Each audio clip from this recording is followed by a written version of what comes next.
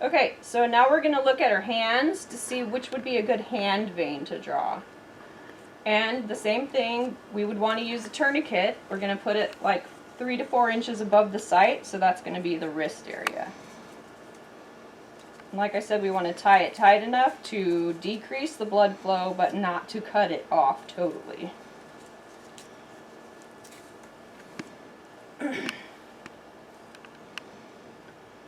And I'm looking for the veins in between the bones. We don't want to hit the bones. If the vein's not all the way between the bone, you can move the vein over so that it is between the bone. You don't want a vein that goes across the bones. You want one that's semi-lined up straight so that you could get it straight shot. You also don't want to go where a vein connects with another vein into that connection. That's the bifurcation where they go together. You don't want to go in that area either. So, I'm going to take this one right here. Mm-hmm. This helps the veins to stand up a little bit. Yep. Stand at attention. So we're going to take this off. We're going to clean it.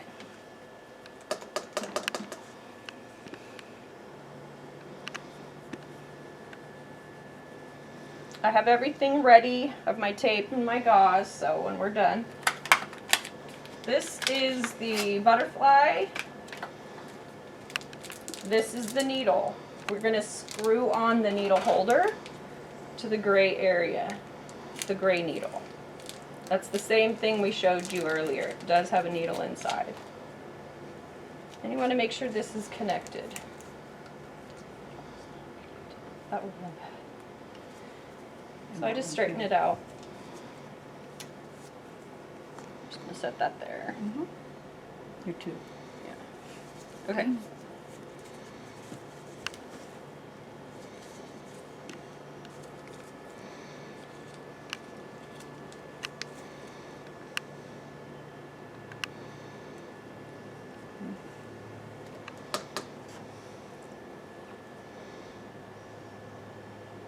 So I'm going to hold that vein, I'm going to anchor it between her fingers.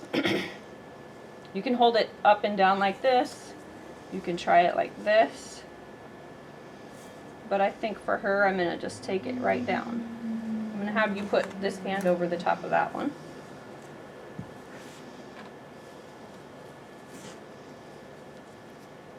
I'm going to put this tube in and just let it sit here. These are meant for short-term IV use. When we get the needle in, we're going to see a blood. It's called a flash. It's going to come into this yellow area. That way we know we're in the vein. If we don't see it, that means we're not in the vein. Explain about the bevel up and stuff again. Same thing with the bevel. The bevel goes up and the wings go up. And you're supposed to hold those together. Keep it kind of to the side so you can see the blood in here.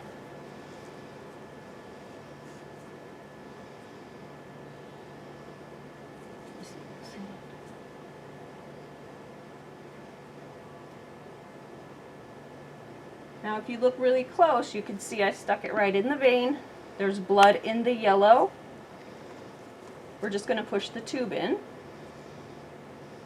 Sometimes you have to move the needle around a little bit. So there's the blood.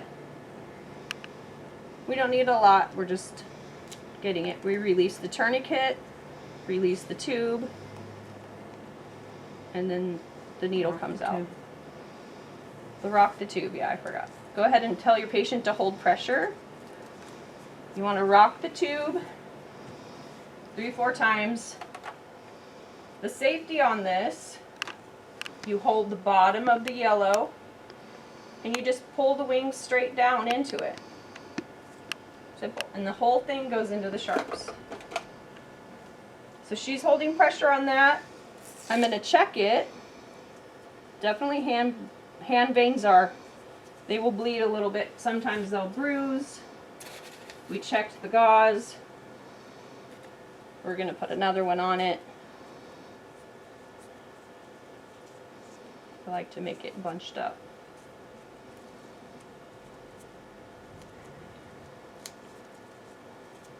And then one other thing I wanted to say really quick, when you do the antecubital space, after you're done drawing, you don't want to have them bend their arm. That's going to cause more bruising. If you want to do anything, you can have them raise their arm.